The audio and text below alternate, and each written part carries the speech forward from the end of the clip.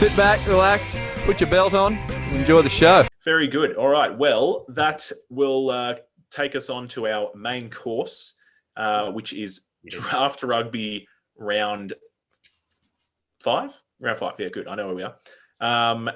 And the buys this week are the Crusaders. I think I already saw a headline in the paper saying, just give them the trophy now. You know what I mean? It was kind of like... I'm surprised they're still so bold with that. That headline was from the last World Cup saying just give the All Blacks the World Cup now. And it was like, I'm not sure how well that went for you. But anyway, the Crusaders have a bye. So basically everyone will need to pick up fantasy players this week because there's at least 23 players on fantasy teams that are not playing.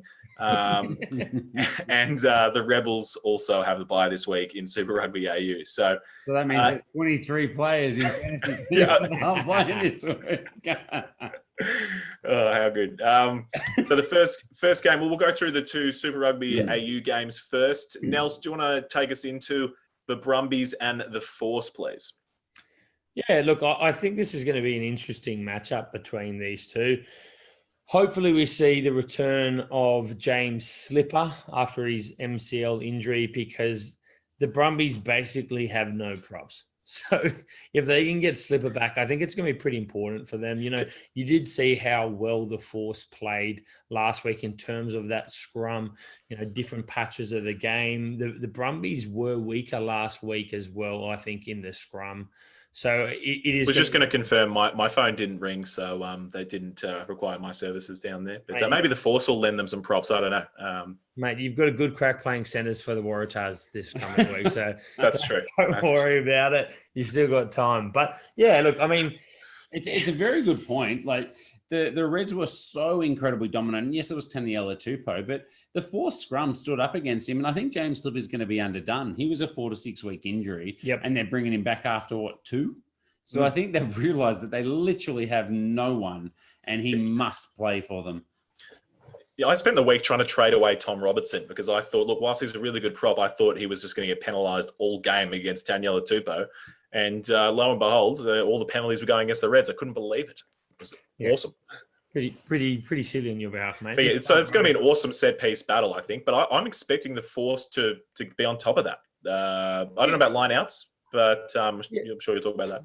Well, I think that front row for the Force is, you know, a really pivotal thing for them. Kai Tu'u's been playing really, really good around the paddock, but his big weakness is his line-out. His line-out throwing has been significantly off, potentially the worst in both competitions. That's not looking at stats. That's going off gut feel. But I was about to say, last time you said that exact same thing. I think he did really well. Yeah, wasn't that you that butchered it last time? This is your memory again, Nels, just playing up, mate. It definitely was you. But no, look, Kai Tu'u's been really, really good around that paddock. Do we get to see Murphy starting again? I mean, I'm looking at something different. Don't worry. Do we get to see Faenga scoring try after driving more? Well, they didn't. The first time they matched up. Force absolutely nullified the rolling ball. They really did. I mean, the Brumbies seeming in recent weeks to improve and get back to a little bit of that strength. And maybe Faenga is a little part of when he picks and chooses and breaks off. But the Force clearly had a plan to shut that down last matchup. So there's a good chance we get to see that again this coming week. See if they can back it up. I think that's going to be pretty big for them. And mate, what do you guys think the chances are of Sidaleki Tamani came in and I thought he played a huge role. I thought he was awesome in the set piece, but also, I mean, he made a turnover or two, just made his presence felt. I don't know if we'll see it, and I'm sure you guys will have more details than me, but what about they could bring Isaac Rodder in off the bench or into start this week? Is it? Rodder won't be back, I think, for a handful of months. He won't be back. Okay, it's not a Sidaleki Tamani sign and starting this weekend type job. His return will likely be, I think, for internationals. Okay. I don't think it'll be for any Super Rugby. Right, but still, screw Rodder, mate. Tamani, how good was he? I loved seeing him back, and I thought he was really good. It was just good to get through his work, I think. You know, pretty physical as well, which is something we come to expect from him. But look, this is going to be a ferocious battle in front. I think we've talked a lot about those, you know, tight forwards. But an interesting thing here is you've read in McGregor or Miotti. Interestingly, Miotti or McIntyre, I suppose, but Miotti has already signed overseas, so I don't think they're giving him much of a chance. And I mean, maybe there's a good chance we don't see him unless they feel like they desperately need him. I think we're going to see McIntyre continuing to start at 10 and McGregor getting a bit of time off the bench. I thought McIntyre was injured, so I thought he. Did he?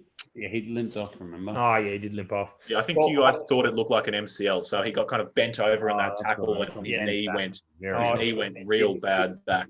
That did look pretty aggressive. Look, hopefully we see. And I think I was going to say, for mine, that's one of these things we've talked about is that the Force have been good, but one of the things they just lacked has been that attacking punch. And I know Harry thought Jake McIntyre had been playing all right, but mate, it's Jake McIntyre, all right? Just club grade footy. That's about it.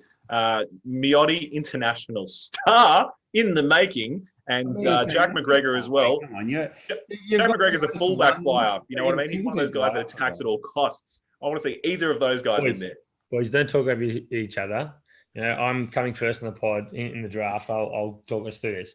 Look, Miotti would be good to see come in. Obviously, I think they're making a little bit of a point. He's signed offshore. He's not committed to the team. Whereas we do have McGregor. He's been there for a long time. He's very committed to the team.